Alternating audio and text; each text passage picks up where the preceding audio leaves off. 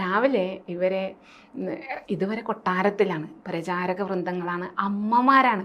ഒരമ്മയോ രണ്ടമ്മയോ അല്ല, ഈ കുഞ്ഞുങ്ങൾ മഹാഭാഗ്യം ചെയ്ത കുഞ്ഞുങ്ങളാണ്. കാര്യം ഈശ്വരാവതാരം എന്നൊക്കെ പറഞ്ഞു കഴിഞ്ഞാലും ഒരമ്മ എന്നുള്ള നിലയ്ക്ക് ഞാൻ പറയുക, ഈ കുഞ്ഞുങ്ങൾ ഈ 3 അമ്മമാർ, 4 അല്ല സോറി, 3 അമ്മമാരുടെ പരിചരണത്തിൽ വളരുന്ന കുഞ്ഞുങ്ങളാണ്.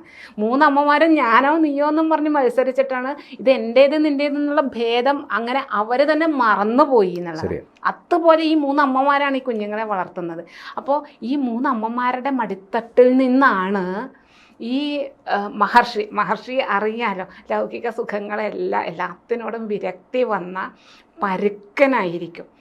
എന്നിട്ട് യാത്ര ചെയ്യുന്നത് അല്ലെങ്കിൽ ആ താമസ സ്ഥലം എന്ന് പറഞ്ഞാൽ അതിനേക്കാൾ ഭീകരാന്തരീക്ഷത്തിലാണ്.